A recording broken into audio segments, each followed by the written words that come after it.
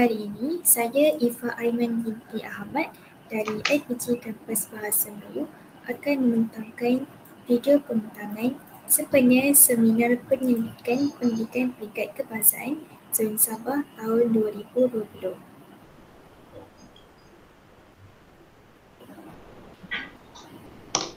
Kajian saya ialah bertajuk Keberkesanan Inovasi Digital Kanak bagi Murid SJKC. Sebelum saya teruskan, mari kita lihat dulu saya punya inovasi digital kanak.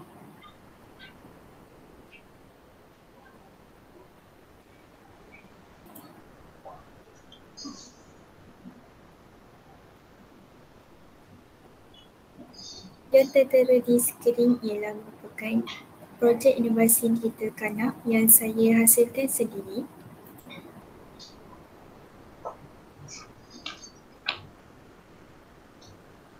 Selamat datang ke Taman Pembelajaran Interaktif Inovasi Digital Kanak.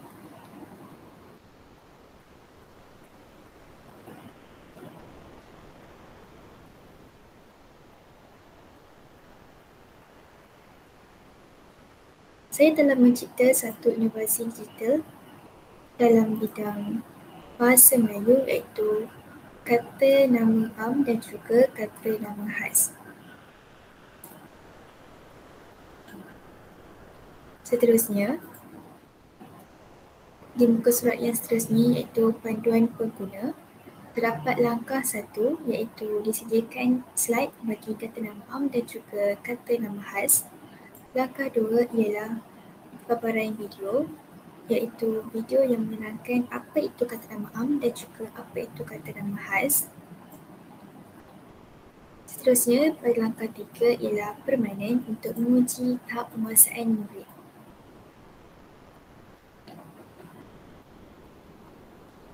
Pengguna boleh terus tekan di sini ataupun boleh juga imbas kod QR di sebelah kanan. Seterusnya, kit inovasi kanak, mari belajar sambil bermain. Inovasi saya ini berkonsepkan belajar sambil bermain.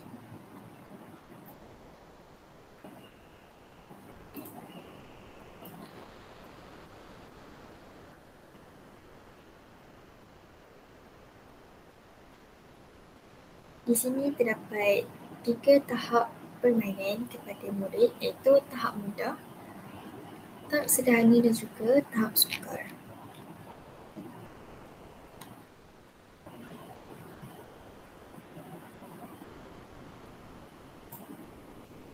Untuk tahap mudah, murid-murid perlu melaksanakan kuis puzzle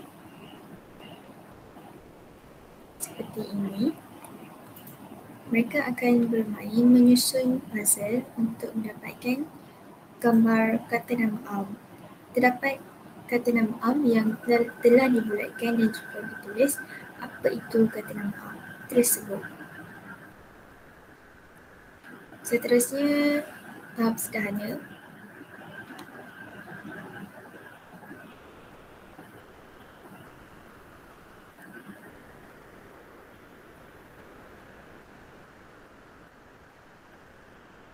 Murid-murid perlu tarik kata nama khas mengikut kategori ke dalam kotak yang betul, iaitu kata nama khas manusia, tempat, haiwan dan juga bentuk.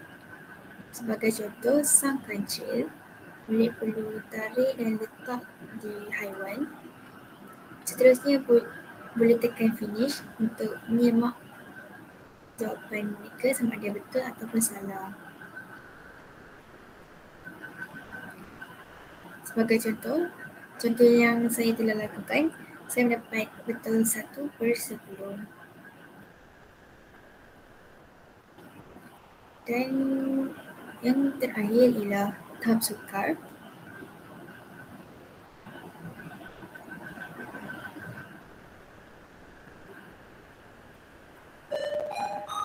Murid perlu menyusun perkataan menjadi satu ayat yang lengkap menggunakan kata nama am dan juga kata nama khas.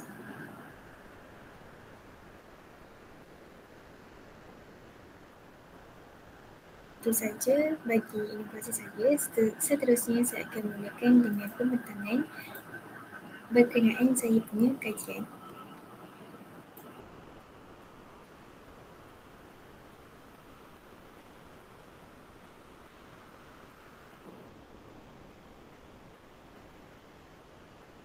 Seterusnya, tajuk saya ialah keberkesanan penggunaan inovasi digital kanak bagi murid sekolah jenis kebahasaan Cina.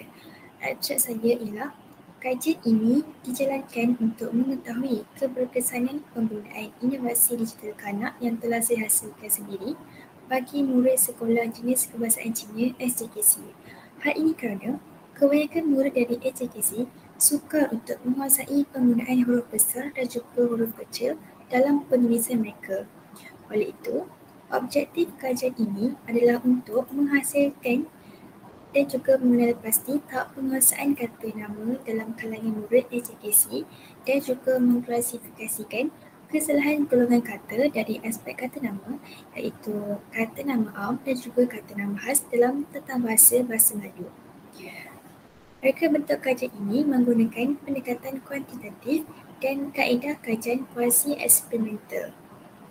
Reka bentuk ini mempunyai dua kumpulan responden iaitu kumpulan kawalan dan juga kumpulan rawatan yang mempunyai ciri-ciri yang hampir sama.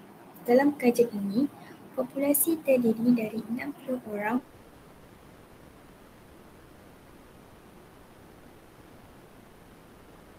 murid dalam bahasa Melayu. Kaedah pensimpulan yang akan digunakan ialah kaedah pensimpulan berkelompok. Seterusnya, bagi instrumen pengumpulan data yang digunakan ialah ujian.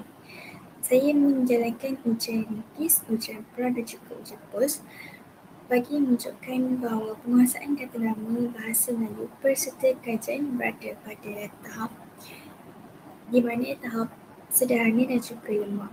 Seterusnya, pada ujian pasca menunjukkan penguasaan peserta berada pada tahap menguasai dan juga sederhana. Bagi kajian selanjutnya, dicadangkan supaya pengkaji menjalankan kajian bagi murid tahap 2 pula kerana saya menjalankan kajian ini bagi murid tahap 1. Kesimpulannya daripada kajian ini menunjukkan bahawa penggunaan inovasi digital kanak berkesan untuk meningkatkan penguasaan kata nama bagi murid SJKC. Seterusnya, metodologi yang saya gunakan terdapat 3 iaitu reka bentuk kajian, pendekatan kuantitatif, kaedah kajian kuasi eksperimental. Yang kedua, persimpulan.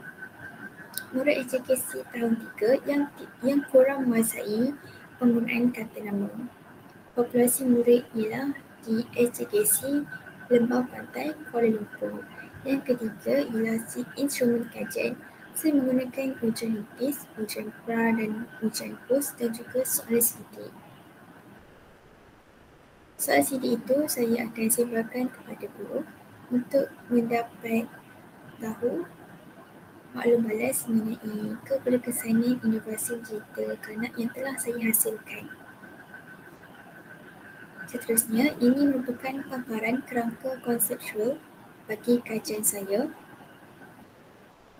Bagi teori 1, saya menggunakan teori konstruktivisme Jean Piaget. Teori 2 ialah teori transformasi generatif daripada Noam Chomsky. Seterusnya, saya akan menjalankan ujian pra kepada murid dari kumpulan rawatan yang diberikan inovasi kanak, manakala kumpulan kawalan yang hanya diberikan gambar.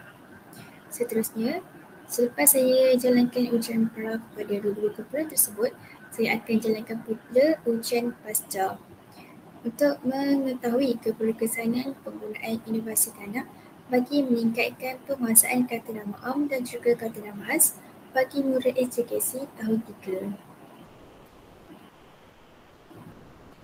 Perbincangan. Yang pertama, terbukti berkesan saya punya inovasi digital kanak dalam membantu murid meningkatkan penguasaan kata nama terutamanya dalam aspek pengetahuan penggunaan huruf kecil dan juga huruf besar. Yang kedua, penambahbaikan dalam kajian saya yang saya boleh buat ialah Saya akan meminta pengkaji yang seterusnya untuk membimbing murid membina ayat berdasarkan kata nama am atau kata nama khas yang telah dipelajari.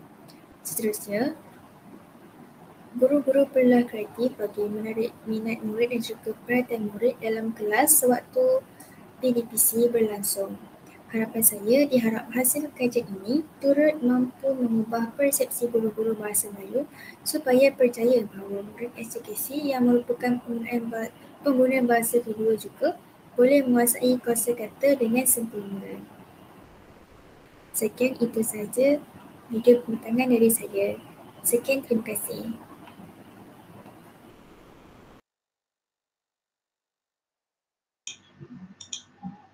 Okey, terima kasih kepada Cik Ifa atas pembentangan itu tadi. Seterusnya saya buka kepada soalan daripada audiens. Sekiranya ada soalan yang hendak ditanya kepada Cik Ifa kita. Okey, boleh type di message atau boleh juga menyoal secara bersemuka lah. Sekiranya ada. Okay, bismillahirrahmanirrahim. Assalamualaikum warahmatullahi wabarakatuh. Selamat pagi. Tahniah atas pembentangan tadi kepada Puan. Cuma saya berbalik kepada kerangka konsep. Boleh Puan jelaskan tentang kerangka konseptual yang dinyatakan tadi. Adakah dia melibatkan IWDV atau bagaimana? Terima kasih. Baiklah, terima kasih atas soalan doktor. Bagi kerangka konseptual,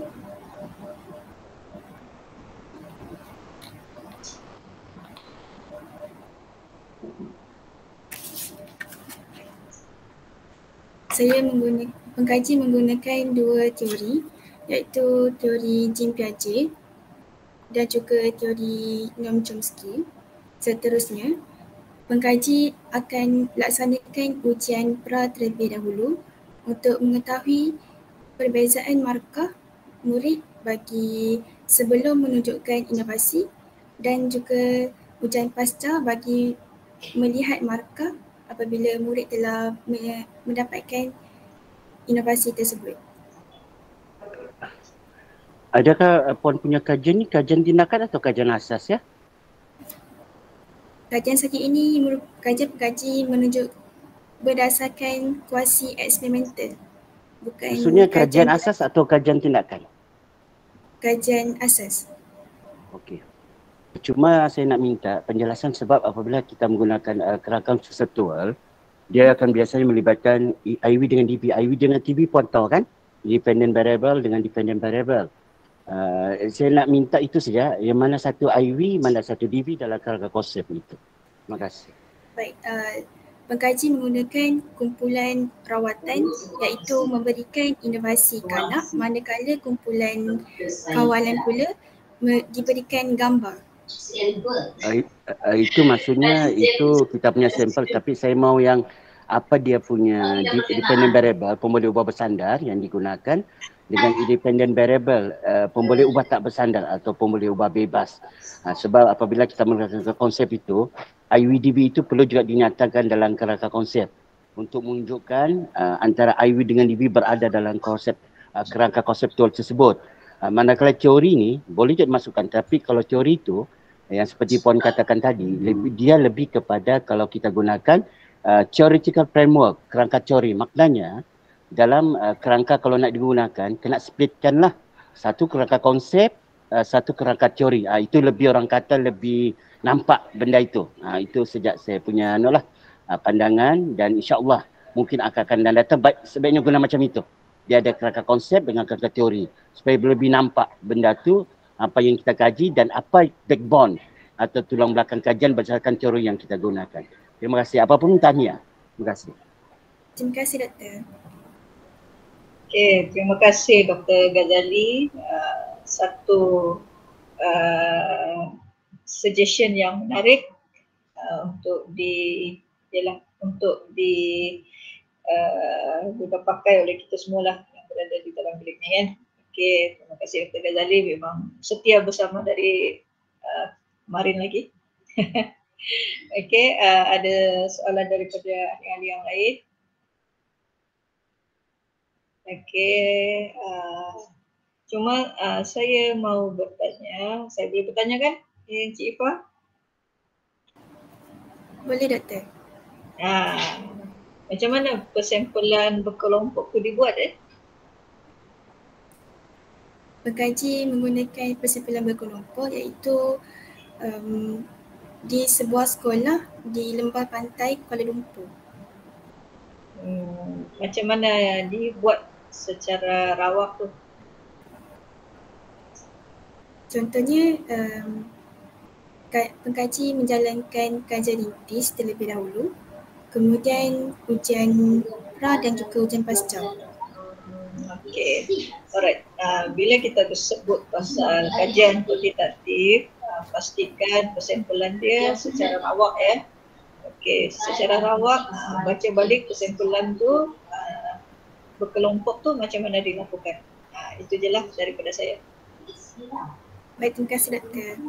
Alright, thank you Cik Ifah. Okey, kalau tidak ada soalan lagi, saya rasa tidak ada soalan lagi daripada ahli kita yang lain pada sesi ini. Terima kasih Cik Ifah, Tania dengan kawannya Cik N. Siva Perumal. Okey, seterusnya kita pergi kepada pembentangan yang seterusnya. Pembentangan yang hebat ni daripada Dr. Chiam Sun Mei, Dr. Chin Chi Kiong, Puan Ainon, Puan Loretta, Puan Lo Kisun, Puan Normadia dan Encik Tan Cho Chiu.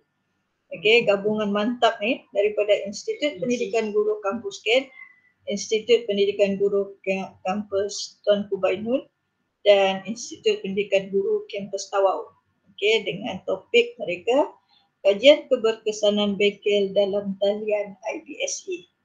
Okey, saya serahkan kepada Dr. Chiam.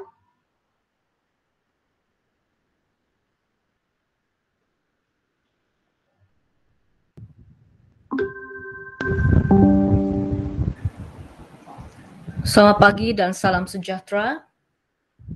Nama saya Loretta Elizli Paulus dari Institut Pendidikan Guru Kampus Tawau, merupakan pembentang dalam kumpulan kajian penyelidikan yang kami jalankan ini yang bertajuk Kajian Keberkesanan Bengkel dalam Talian IBSE. Ahli kumpulan kami terdiri daripada yang berikut, Dr. Chiam Sun Mei daripada Institut Pendidikan Guru Kampus Ken, merupakan ketua bagi kumpulan penyelidikan ini. Seterusnya, Dr. Chin Chi Kiong dari Institut Pendidikan Guru Kampus Tuanku Bainun, Puan Ainun binti Hadim dari Institut Pendidikan Guru Kampus Ken Tuaran Sabah, dan saya sendiri Loretta Elizli Paulus dari Institut Pendidikan Guru Kampus Tawau Sabah, Puan Lo Kisun dari Institut Pendidikan Guru Kampus Ken, Puan Normadia binti Boko dari Institut Pendidikan Guru Kampus Tawau, dan seterusnya Encik Tan Cho Chiu dari Institut Pendidikan Guru Kampus Ken Tuaran. Baik, kandungan kajian kami akan diperkenalkan bermula daripada pengenalan persoalan kajian, kaedah cara pengumpulan data dan prosedur analisis dapatan kajian, kerangka konseptual kajian, perkembangan pelaksanaan kajian, dapatan kajian, dan akhir sekali kesimpulan. Saya teruskan dalam pengenalan. Kajian ini dilaksanakan di dua bengkel IBSE, iaitu Inquiry Best Science Education di Jabatan Pendidikan Negeri X dan Jabatan Pendidikan Negeri Y. Responden daripada JPNX berjumlah seramai 27 orang, terdiri daripada SISC+, guru sekolah rendah dan guru sekolah menengah yang tidak pernah menghadiri kursus IBSE. Manakala responden daripada JPNY berjumlah 16 orang, terdiri daripada guru sekolah rendah dan guru sekolah menengah yang pernah diberi pendedahan kursus IBSE. Maka ini menunjukkan dua kumpulan responden ini mempunyai latar belakang yang berbeza. Bengkel ini juga menghadapi cabaran dengan peruntukan masa di mana ia perlu diselesaikan dalam tempoh masa 4 hari sahaja atas sebab-sebab pentadbiran yang tidak dapat dielakkan. Maka peruntukan masa untuk slot yang tertentu terpaksa dikurangkan. Okey. Ini merupakan persoalan kajian dalam kajian penyelidikan yang kami jalankan ini. Terdapat 3, iaitu persoalan kajian yang pertama ialah apakah persepsi peserta kursus terhadap bengkel dalam talian IBSE. Dalam persoalan kajian yang pertama ini, kami pecahkan lagi kepada 2, iaitu 1A, apakah persepsi peserta bengkel terhadap tempoh bengkel diwakilkan sebagai T. Okey, B, apakah persepsi peserta bengkel terhadap persediaan TPU bengkel di label sebagai P. TPU bermaksud tenaga pengajar utama bagi bengkel ini. Okey, persoalan kajian yang kedua ialah apakah pandangan peserta bengkel terhadap penggunaan flip classroom. Kami label sebagai F. Kemudian persoalan kajian yang ketiga, apakah ruang penambahbaikan bagi pengendalian bengkel secara dalam talian, PF. Untuk menjawab 3 persoalan kajian, kaedah mengumpul data ialah menggunakan borang survey yang terdiri daripada 3 bahagian. Bahagian A terdapat sebanyak 2 item mengandungi demografi responden, manakala bahagian B 10 item yang bernilai keberkesanan bengkel dalam talian IBSE. Item 1, item 2, item 3 dan item 4 menilai tempoh masa yang diperuntukkan untuk bengkel ini. Manakala item 5, item 6, item 7, item 8, item 9 dan item 10 menilai dari segi persediaan. Item-item ini disediakan dalam 4 poin skala Likert di mana 1 mewakili sangat tidak setuju, STS, 2 mewakili tidak setuju, TS, 3 mewakili setuju, S, dan 4 mewakili sangat setuju. Bahagian C mengandungi 2 item terbuka, iaitu item pertama meminta pandangan mereka terhadap aplikasi Flip Classroom, manakala bagi item 2 bertujuan meminta komen daripada responden berkenaan dengan ruang penambahbaikan. Okey, ini adalah bagaimana cara pengumpulan data. Borang survey ini telah ditadbirkan secara dalam talian melalui Google Form. Prosedur analisis dapatan kajian bagi data kuantitatif telah dianalisis berdasarkan frekuensi dan min. Manakala data kualitatif dianalisis berdasarkan tema yang dijanakan daripada respon, kutipan daripada responden. Jadi untuk makluman peserta, rakan-rakan pembentang sekalian, dalam kajian ini prosedur analisis, dapatan kajian ini dianalisis menggunakan kaedah kuantitatif dan kualitatif. Okey. So demografi responden adalah seperti dalam jadual 1. Bagi Jabatan Pendidikan Negeri X, jumlah peserta seramai 27 orang yang terdiri daripada 18 orang pegawai SISC Plus, 7 orang guru sekolah rendah, 2 orang lagi guru sekolah menengah. Umur responden ini dalam lingkungan 25 hingga 30, cuma seorang sahaja, dan 31 hingga 40 seramai 5 orang, 41 hingga 50 tahun seramai 15 orang, dan umur responden yang melebihi 51 tahun seramai 6 orang, membawa kepada jumlah 27 orang. 27 orang di JPNX ini tidak pernah didedahkan dengan bengkel IBSE. Okey. Manakala bagi JPNY terdiri daripada 12 orang guru sekolah rendah dan 4 orang guru sekolah menengah dalam lingkungan umur 25 hingga 30, cuma seorang sahaja, manakala 31 hingga 40 tahun seramai 6 orang dan 41 hingga 50 tahun seramai 9 orang. Jadi 16 responden daripada JPNY ini pernah diberi pendedahan kursus IBSE. Ini merupakan kerangka konseptual kajian. Input diperolehi daripada persepsi dan penggunaan flipped classroom. Kemudian dalam persepsi itu terdapat tempo masa dan TPU. Kesemuanya ini akhirnya untuk melihat apakah yang perlu ditambah baik.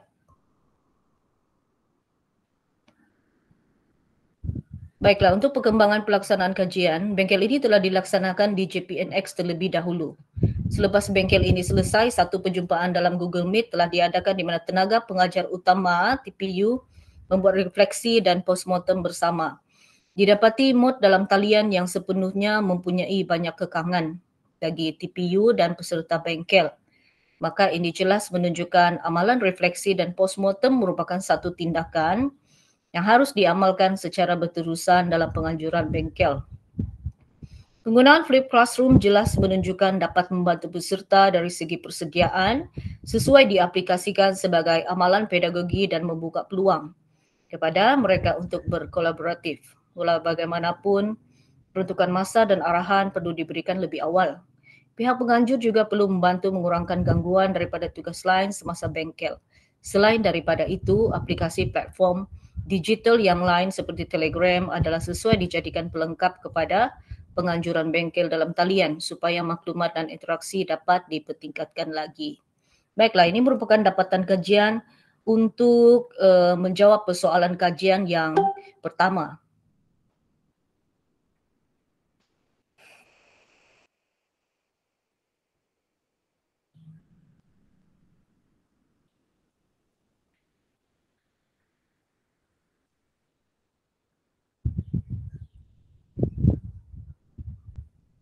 Okey. Baik. Ini merupakan dapatan kajian bagi menjawab persoalan yang pertama. Jadi data dianalisis mengikut frekuensi, peratus dan min. Okey.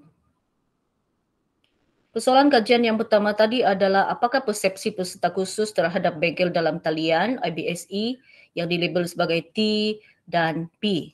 Tadi persoalan kajian pertama telah kita pecahkan kepada dua. Okey.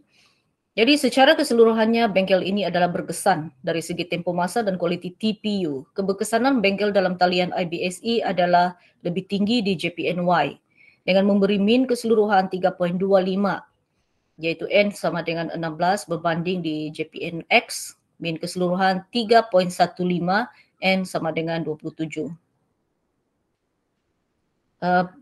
Bagi menjawab persoalan kajian yang kedua iaitu pandangan peserta terhadap flipped classroom F, secara umum 87.5% pandangan peserta adalah positif terhadap flipped classroom, manakala 12.5% peserta memberikan pandangan negatif. Baik, persoalan kajian yang ketiga, apakah ruang penambahbaikan bagi pengendalian bengkel secara dalam talian PF?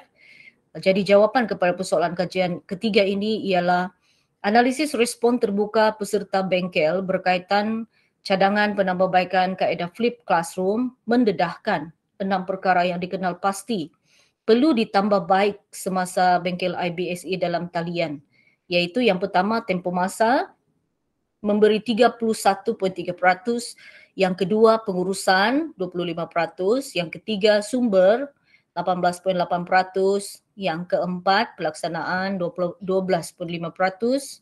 skop 6.2% dan gangguan 6.2%. Maka sebagai kesimpulannya, kajian ini menunjukkan peserta bengkel lebih memilih mod bersemuka. Mereka berpendapat sesi hands-on lebih berkesan jika dalam mod bersemuka dan mereka dapat memberi tumpuan yang lebih baik jika tidak perlu mengendalikan tugas-tugas lain pada masa yang sama. Memandangkan ada kekangan seperti SOP adalah dicadangkan Bengkel ini diadakan dengan mode hybrid. Slot-slot yang lebih kepada input diadakan dalam bentuk dalam talian, manakala slot hands-on dan kerja kumpulan diadakan secara bersemuka. Ini merupakan rujukan yang telah kami rujuk. Baiklah, sekian sahaja pembentangan dari kumpulan kami. Terima kasih.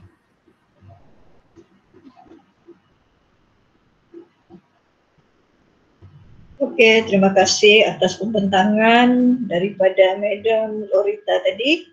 Panjang lebar pembentangannya tentang kajian keputusanan bengkel dalam talian IPSE. Okey, seterusnya untuk sesi soal jawab, saya buka kepada soalan daripada ahli-ahli yang ada di talian. Dipersilakan. Ada soalan? Bolehlah di-type ataupun boleh secara langsung.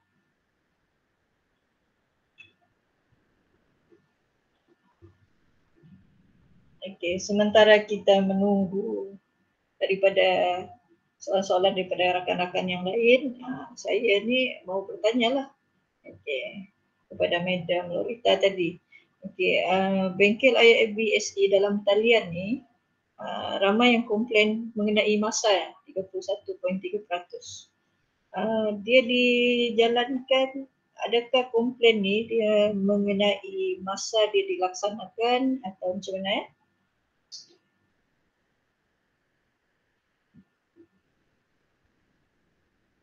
Hello?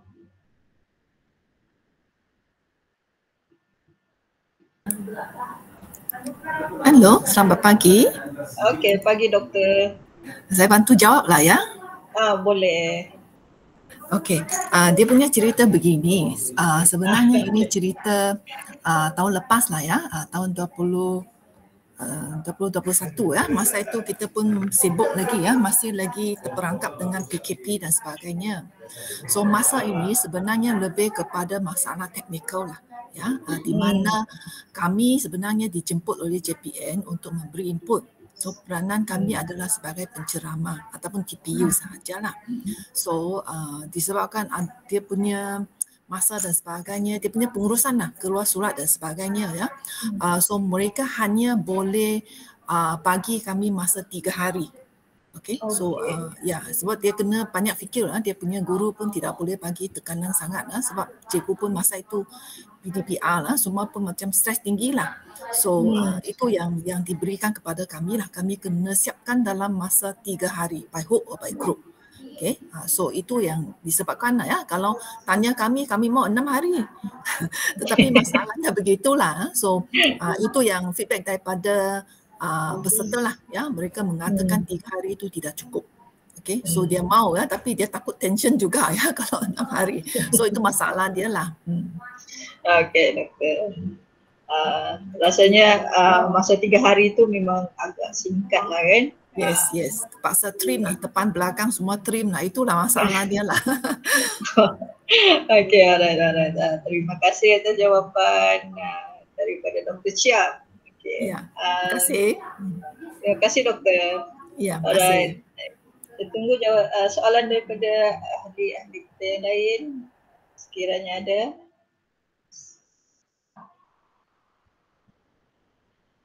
Okey, rasanya tidak ada soalan lagi daripada ahli-ahli yang berada di atas talian kita pada hari ini. Okey, terima kasih kepada kumpulan Dr. Chiam, Dr. Chin, Puan Ainun, Puan Lorita yang membentang sebentar tadi, Puan Lo, Puan Normadia dan Encik Tan. Okey, terima kasih atas pembentangan sebentar tadi. Okey, kita teruskan kepada pembentangan yang seterusnya. Okey, daripada Encik Muhammad Firdaus bin Goldabi dan Encik Raikel semula, semalam pun saya bersama dengan dia ni. Okey, daripada Pejabat Pendidikan Daerah Seremban dan juga IPG Kampus Tawau, gabungan mantap mereka berdua ni dengan tajuk Matsushita Leadership. Ni macam Japanese leadership je. Matsushita Leadership and Clinical Leadership, an alternative approach to leadership in school digitalization, a concept paper. Okey, saya serahkan kepada Encik Muhammad Firdaus dan Encik Rachel untuk meneruskan sesi. Assalamualaikum warahmatullahi wabarakatuh, and very good day for everyone who is watching. Today I would like to present my humble presentation for the Seminar Penyelidikan Pendidikan Peringkat Kebangsaan Zon Sabah tahun 2022. My name is Muhammad Firdaus bin Ghazali. I am from Pejabat Pendidikan Daerah Seremban. I'm writing this concept paper with my colleague Raikel Philtin Kim Hau from IPG Campus Tawau. So for this presentation, I would like to introduce these two types of leadership, which are quite uncommon in our country's education leadership context. The first one is the Matsushita leadership, which has been based on the Konosuke Matsushita's principle, the founder of Panasonic. Another one is the clinical leadership, which is very current, very trending, but not so familiar in our education system, but very popular in the national health system. For example, like in the hospital, the rehab center, or in the clinic. So let us proceed. Allow me to start my presentation with the what, why, who, and how. It occurs to me that what is the qualification of a leader to inspire teachers and students of the Y and Z generations? So according to Tanemalai and Raman, for school leader qualification to inspire teachers and students of the Y and Z generations, technology and leadership is one of the areas that should be emphasized in the professional development of principals. So why leadership should be emphasized? According to Ibrahimi and Yo, 2008 also, stated that 39% of the Malaysian teachers claim not to have received any ICT training, and 78% of the Malaysian students claim not to have received any ICT training. Then who should be responsible?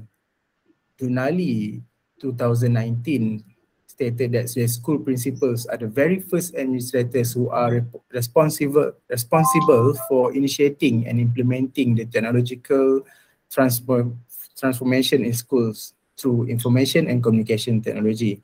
So this is why I propose this concept paper to build the ICT competency through a professionalism development program that emphasize on humanistic management, which is the Matsushita leadership, and the patient care model from the clinical leadership through lifelong learning approach.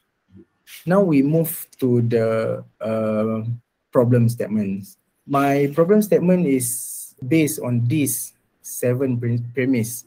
As you can see, the issues has been here since 2017 until 2021, and also now for 2022 also we have these issues.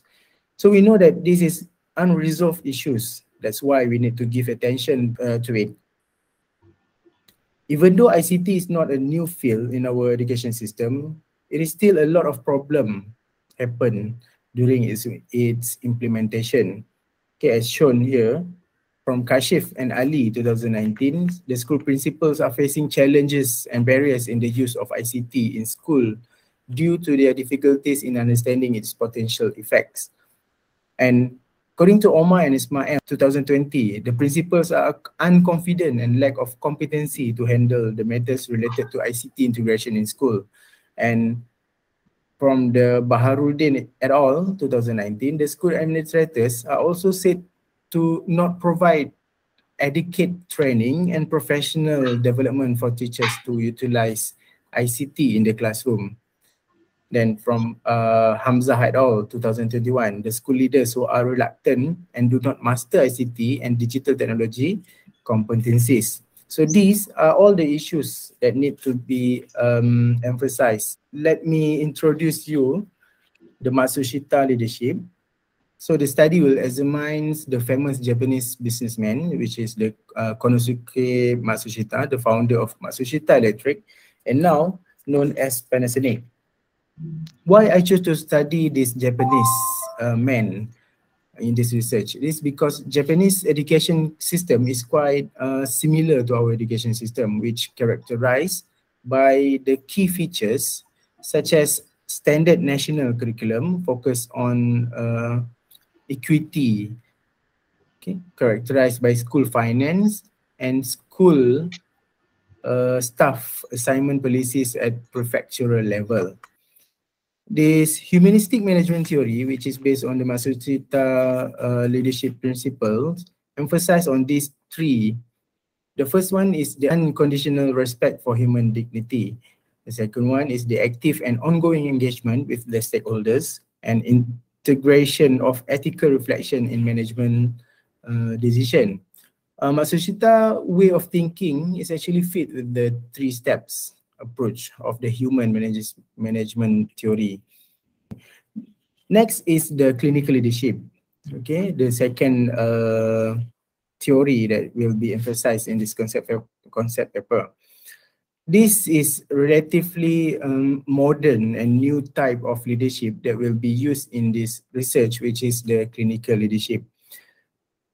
Why this clinical leadership is chosen to be in the research? It is because it's emphasized on changing the concept of teaching as info-giving towards partnership of information sharing and decision making with the student as the patient. If you look back into the school, if a school is given a laptop, for example, the laptop will only last for 2 to 3 years. But in the hospital or clinic, they still can use the machine that have been issued to them for about 10 years. We can see in the clinics, right? All the machines, all the equipments, there are all equipment provided to them 10 years ago. They can still use it until now. Okay. So this research will adapt to this type of leadership as we want our teachers to deliver a high quality of patient care in our school context. According to Candela et al., 2018, the clinical leadership approaches that will be developed is based on patient-centered model that integrating adult learning theory as fundamental theory. So for example, I take one example from the table. We can see the patient engagement in clinical leadership approach. Okay, in the national health system context, the patient will listen, the doctors or the nurses will listen to the patient and answer patient specific question or concerns. And this research will propose the approaches into the school digitalized context, which, for example, create active collaborative modern classroom by assessing the students' goals, preferences and concerns, which is based on the students itself. Okay. Now we move to the aims of the study. Previously, we have seen that principals could not identify the appropriate professionals development needed to become effective principals. Okay, and there are no clear description of what elements can be used to indicate successful leadership in digital management according to Zhong 2017. So in short, the objective of the research are to study the components which are the Konosuke Matsushita's principle, the components. And the second one is to develop the training program and also to evaluate the training program by converging the Matsushita leadership and clinical leadership as an alternative, innovative leadership framework model in fostering the digital management and develop the skilled teachers and students for lifelong learning in our Malaysia education context. So as you can see, the framework here, it will converge the Matsushita leadership and also the clinical leadership using the humanistic management theory and also the patient-centered model emphasized on adult learning theory.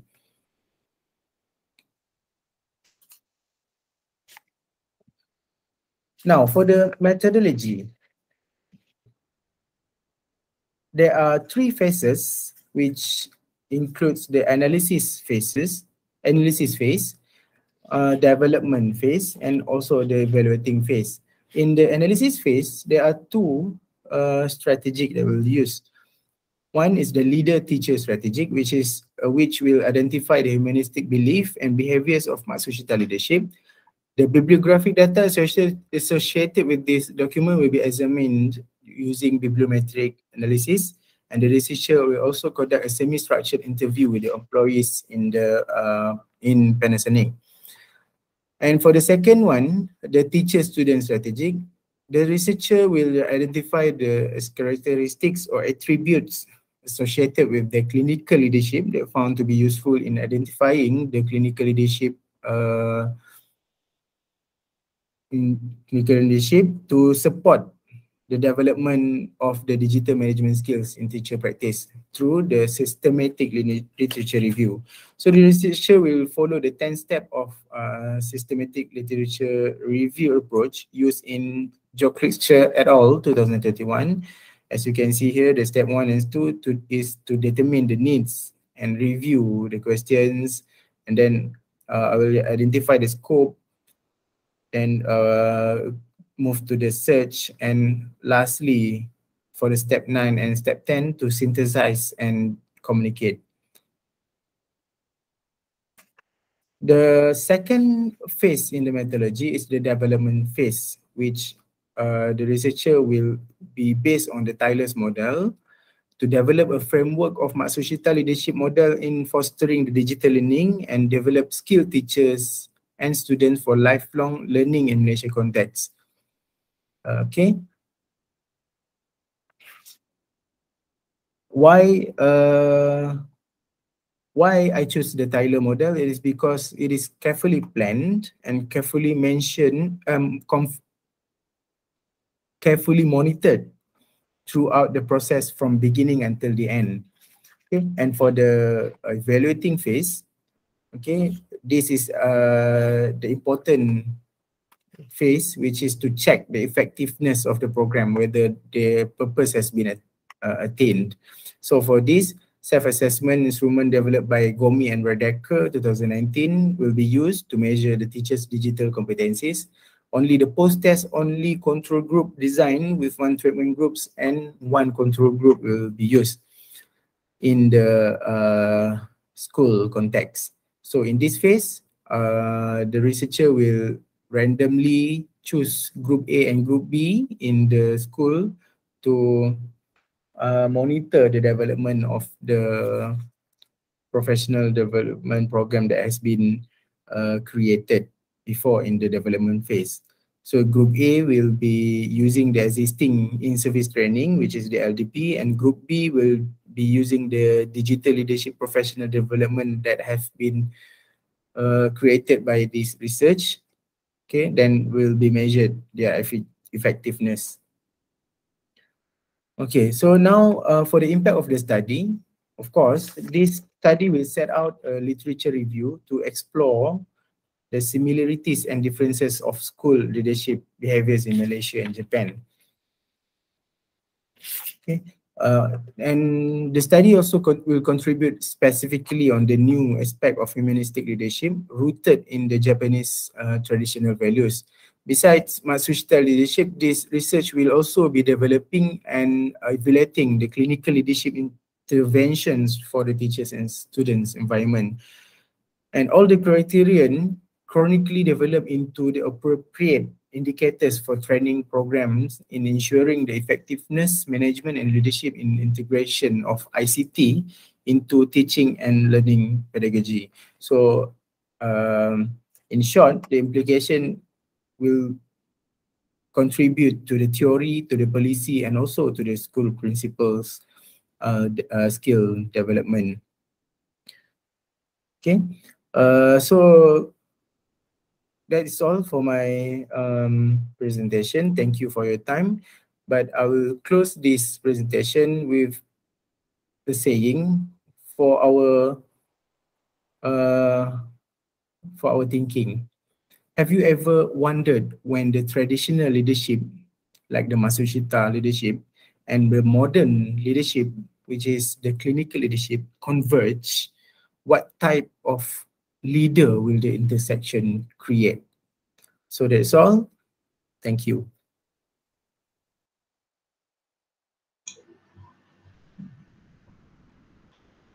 Okey, terima kasih kepada Encik Muhammad Firdaus. Saya rasa ini kajian PhD Ni sebenarnya proposal untuk PhD luar negara. Okey, nampak dah tu. Nampak dah tu dia punya apa format-format dia kan. Okey, cuma untuk saya buka sesi ini kepada soal jawab daripada ahli-ahli yang ada dalam talian pada masa ini. Sekiranya ada, boleh di-type di situ atau boleh secara langsung bertanya kepada Encik Muhammad Firdaus.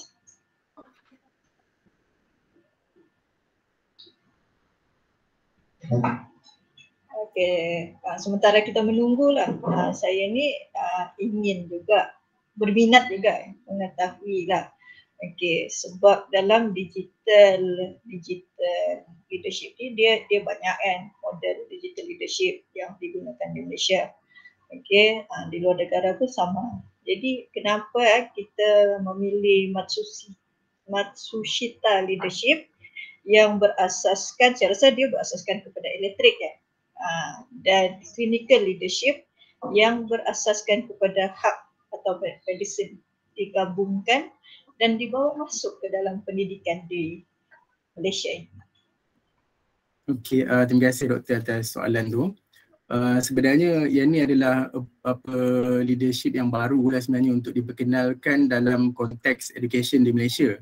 Sebab selama ni kita hanya ambil leadership teori dari westerners ataupun dari barat lah kebanyakannya kan. So tak ada lagi teori yang berasaskan kepada negara Asia. So jadi atas dasar tu sebab tu saya propose untuk kaji leadership style dari Jepun untuk diintegrate dalam konteks di Malaysia lah. Dan untuk clinical leadership pun sama, sebenarnya dia adalah berasaskan dalam bidang kesihatan sebenarnya. Tapi bila kita tengok lebih lanjut, teori tersebut boleh juga diimplement dalam konteks education di Malaysia lah. That's why ni adalah dua teori yang baru yang kita nak perkenalkan dalam konteks pendidikan di Malaysia sebenarnya. Dan saya rasa dia sesuai untuk tahap PhD lah. Okay. Terima kasih atas jawapan. Sebenarnya dia kena gali lebih dalam lagi lah ya untuk tahap seterusnya. Okay. Dari segi yang saya faham Encik Muhammad Firdaus ni menggabungkan dua teori Matsushita dan juga leadership Matsushita ni dengan clinical leadership menjadi satu leadership yang baru, betul tidak? Okay. Dia sebenarnya penggabungan antara dua leadership style tu akan menghasilkan satu professional development program macam LDP lah untuk latihan kepada guru-guru kita dalam konteks pendidikan. Okey. Sebab bila menggabungkan dua teori ni menggunakan DDR, konsep DDR kan. Okay, bila menggabungkan kedua teori ni, dia sebenarnya kita akan membuat kita sudah boleh membuat satu model baru daripada kedua teori ni. Jadi my advice is untuk next yang akan datang mungkin model yang ada yang baharu ni boleh dinamakan dengan Encik Muhammad Firdaus punya model sendirilah. Jangan pakai Matsushita leadership lagi. Sebab dia pakai okey, faham ya? Faham. Sebab bila pakai nama dia ni nanti dia akan kekal kepada dia punya lah, Matsushita punya lah, bukan Encik Muhammad Firdaus punya. Betul. Terima kasih Doktor atas pandangan. Okey, sama-sama. Saya rasa daripada ahli-ahli yang lain tidak ada soalan lagi. Terima kasih atas pembentangan Encik Muhammad Firdaus dan rakannya Encik Rachel. Encik Rachel bentang semalam. Ya, Encik Rachel. Encik Rakel. Okay, alright. Okay, terima kasih atas pembentangan itu. All the best untuk next step. Semoga kita berjumpa dengan Dr. Muhammad Firdaus pula. Terima kasih, Dr. Okay, sama. Thank you. Okay, seterusnya kita sampai kepada pembentangan terakhir daripada Puan Hemarani, anak perempuan Muni Sami daripada SMPK Vocational Indah Pura Johor. Okay, dengan tajuk Teknik Hot Shuffle meningkatkan penglibatan aktif bagi murid bermasalah pembelajaran dalam kursus data dan rambut. Okey, saya serahkan sesi ini kepada Puan Hemarani. Salam sejahtera dan salam hormat kepada barisan penganjur dan urus setia atas penganjuran program yang berimpak tinggi ini. Saya Hemarani Munsami dari SMPK Vocational Indah Pura Kulai Johor berterima kasih kerana memberikan peluang ini untuk berkongsi hasil kajian saya di platform ini dalam tema pengajaran dan pembelajaran. Tajuk kajian saya hari ini ialah teknik Hot Shuffle meningkatkan pelibatan aktif bagi murid bermasalah pembelajaran dalam kursus dandanan rambut. Pengajaran dan pembelajaran PDP dalam era transisi endemik ini merupakan satu cabaran dalam meningkatkan pelibatan aktif murid bermasalah pembelajaran atau MBP dalam proses PDP, terutamanya dalam kursus dandanan rambut disebabkan proses PDP berpusatkan guru dan kekurangan aktiviti yang menarik. Justru guru memerlukan pelbagai kaedah dan teknik yang bersesuaian dengan kemampuan kognitif murid dalam meningkatkan pelibatan MBP dalam proses PDP. Melalui pembacaan pelbagai kajian ilmiah, guru mendapati penerapan hot chair dapat mengatasi masalah keterlibatan murid dalam proses PDP. Namun penerapan hot chair terutamanya dalam pendidikan khas amat kurang disebabkan beberapa faktor dan perlu diambil perhatian dan tindakan selanjutnya. Justru guru menambahkan elemen didik hibur untuk menjadikan proses PDP lebih menarik dan seronok. Bertitik tolak dari sini, guru mengambil inisiatif untuk mentransformasikan proses PDP melalui penggunaan teknik Hot Shuffle iaitu Hot Chair Fun Learning yang terancang dan berstruktur mengikut keupayaan kognitif murid untuk meningkatkan keterlibatan murid secara aktif dalam kelas untuk meningkatkan kemahiran komunikasi dan kerja sepasukan dalam kalangan murid. Tujuan kajian ini ialah meningkatkan pelibatan aktif murid melalui teknik Hot Shuffle. Objektif kajian ini ialah meningkatkan kemahiran komunikasi murid dalam pembelajaran dengan menggunakan teknik Hot Shuffle dan meningkatkan kerja sepasukan murid dalam pembelajaran dengan menggunakan teknik Hot Shuffle.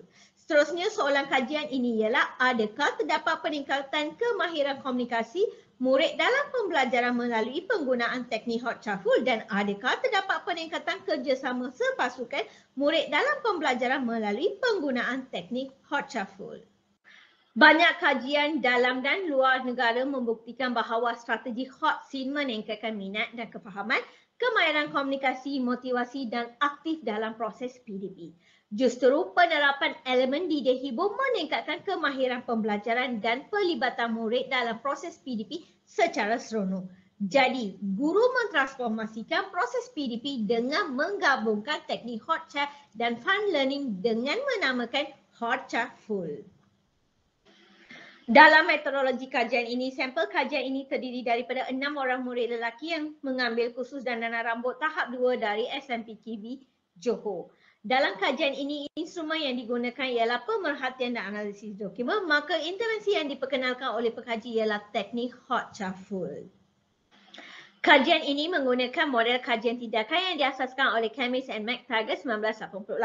Dalam fasa merancang, guru memperkenalkan teknik Hot Shuffle berserta dengan alat berfikir sebagai bahan sokongan pembelajaran. Pertamanya, guru memilih murid untuk menjadi pakar atau watak utama serta memberikan empowerment iaitu penurunan kuasa serta kebebasan dalam membentangkan ideanya. Kedua, murid diminta membuat bacaan dan kajian sama ada secara individu maupun berkumpulan iaitu flipped classroom telah dipraktikan. Dalam Dalam fasa bertindak, pakar atau watak utama diberikan ownership secara penuh dalam membawa sesi soal jawab serta menyiapkan diri untuk menjawab soalan-soalan daripada murid-murid lain dengan pelbagai cara, sama ada lakonan, nyanyian, melukis gambar melalui mimik muka dan sebagainya mengikut kesesuaian watak utama secara santai.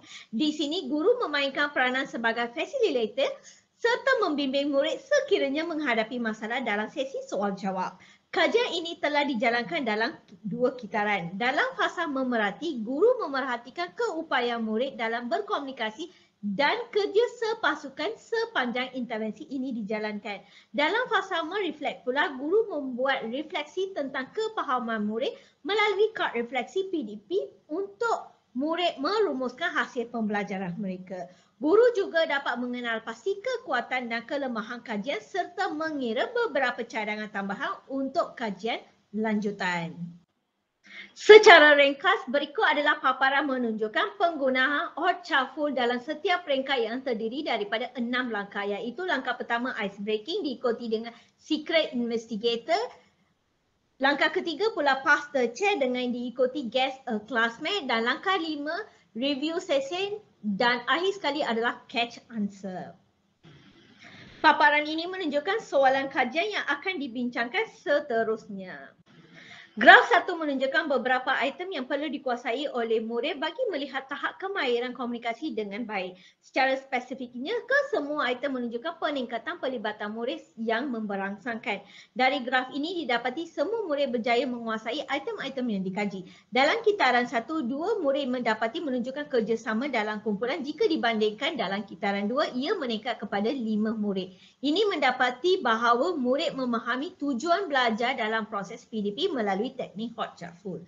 Seterusnya dalam item kedua, 3 murid menunjukkan minat dan kitaran 1 dan meningkat kepada 6 murid dalam kitaran 2. Ini menunjukkan teknik hot shuffle menggalakkan murid secara dalaman untuk melibatkan diri secara aktif dalam proses PDP.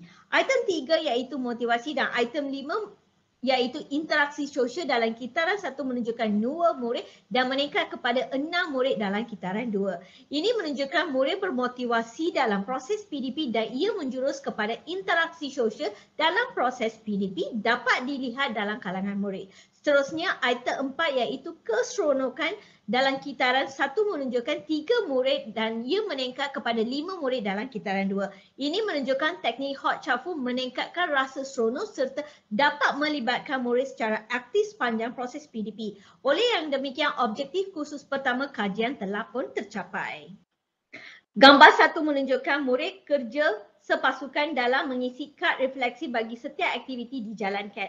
Murid semakin bersemangat dan seronok dalam memberikan maklum balas dalam pasukan mereka. Dalam kitaran 1, murid mendapati kurang memberikan komen-komen yang membina dan perbincangan dalam kumpulan yang kurang memuaskan. Sehubungan dengan ini, guru memainkan peranan sebagai facilitator dan membimbing murid cara-cara murid bekerja sama dalam pasukan secara santai disuntik dengan elemen didik hibur. Setelah bimbingan diberikan, murid didapati melakukan aktiviti kerja sepasukan semakin meningkat. Situasi ini menjadikan proses perbincangan semakin rancak dan terdapat pelibatan murid secara aktif.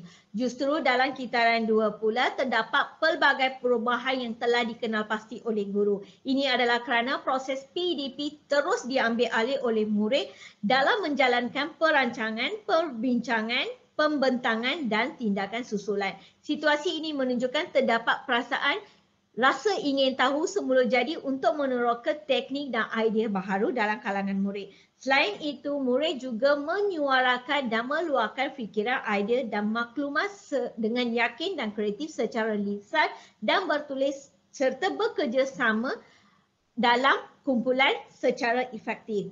Guru juga mendapati bahawa murid menggalas tanggungjawab bersama-sama serta menghormati dan menghargai sumbangan yang diberikan oleh setiap ahli pasukan. Murid memperoleh kemahiran interpersonal melalui aktiviti kolaboratif. Ini menjadikan murid sebagai pembimbing dan ahli pasukan yang lebih baik.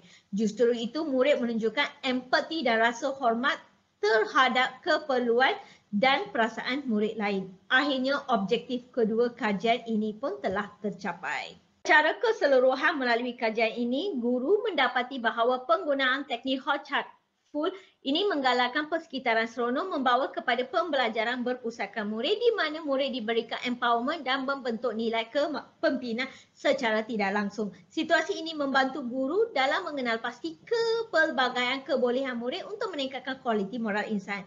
Keadaan ini juga memberikan peluang kepada murid untuk terlibat dalam proses PDP secara aktif dan memaksimumkan potensi pembelajaran yang menggalakkan murid sebagai core designers dan core learners dalam meningkatkan kemahiran generik melalui penerapan unsur permainan untuk mencapai objektif PDP. Secara kesimpulannya, kajian tindakan ini dapat disimpulkan kepada dua bahagian iaitu murid dan guru.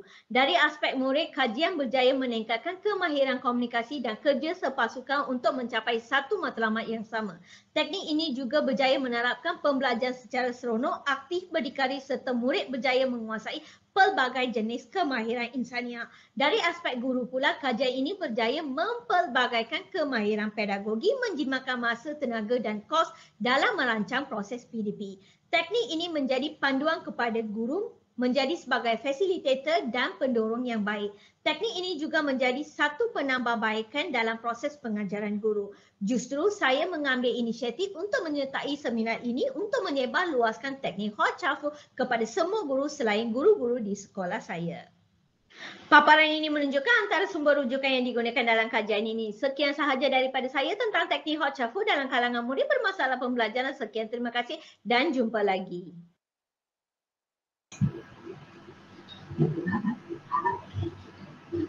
Okey, terima kasih atas pembentangan yang menarik daripada Encik Puan Hemarani tadi. Okey, satu pembentangan yang sungguh bersemangat. Okey, saya buka sesi seterusnya kepada sesi soal jawab daripada ahli-ahli yang ada dalam bilik 4 ni. Boleh di-type ataupun kalau ni boleh secara langsung bertanya kepada Puan Hemarani.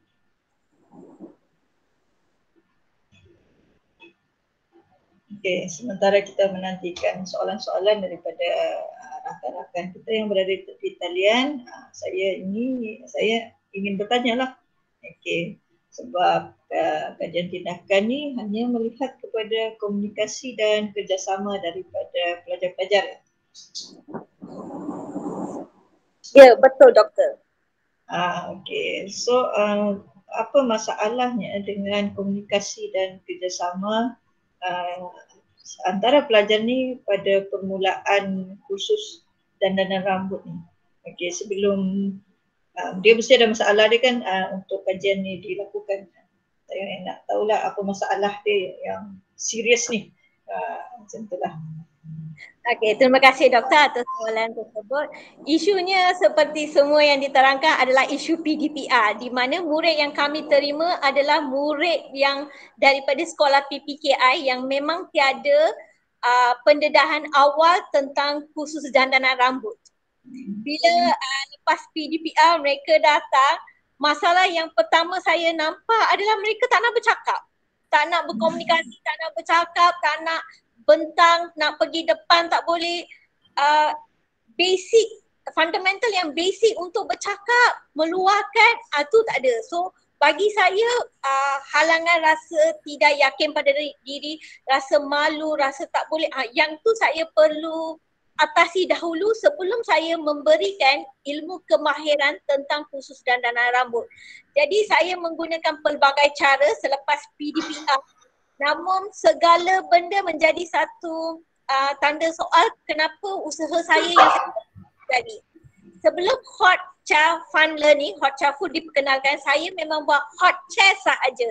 Namun benda tu menjadikan murid terasa beban. Mereka bila duduk dekat hot chair tu mereka sangat beban dan bila dikatakan murid bermasalah pembelajaran dalam pendidikan khas, mereka ada mempunyai masalah dalam menyusun maklumat secara teratur.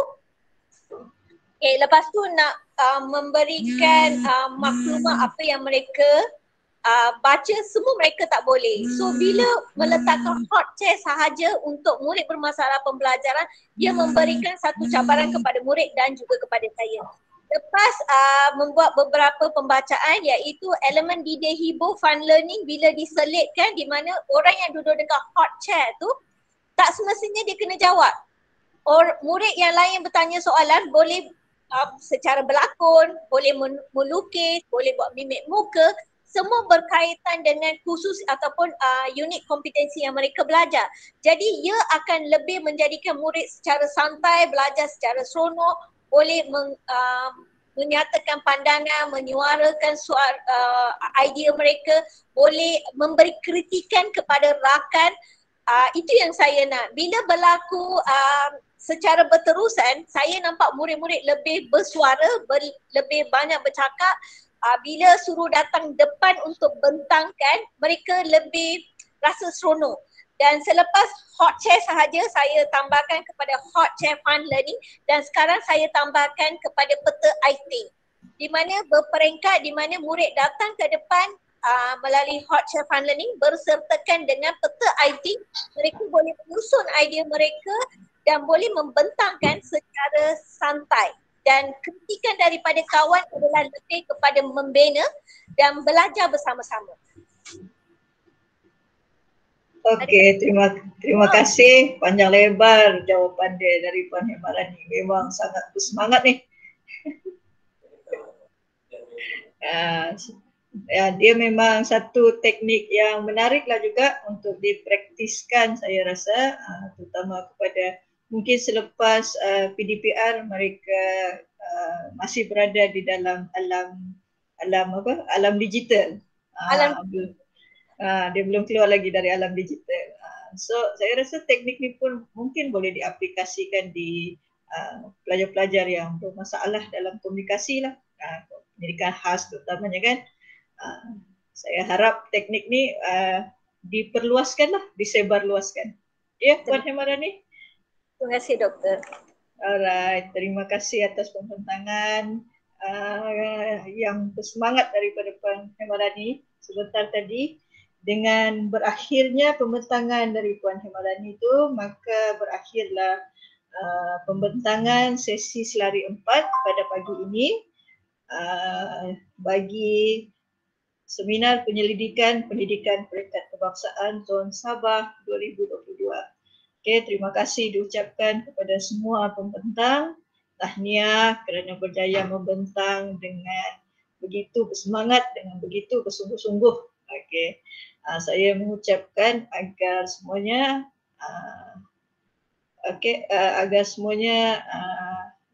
berjayalah dalam penyelidikan masing-masing, dan ada penyelidikan yang boleh dikomersialkan, disebarluaskan. Kita harap dia sampai ke sekolah-sekolah untuk kita baiki sistem pendidikan kita yang ada pada masa kini. Okey, dengan itu saya menutuplah sesi pembentangan selari bilik 4 pada pagi ini sebelum kita ke penutupan pada petang nanti. Okey, dengan Bismillahirrahmanirrahim, saya akhiri kita punya majlis pembentangan pada pagi ini.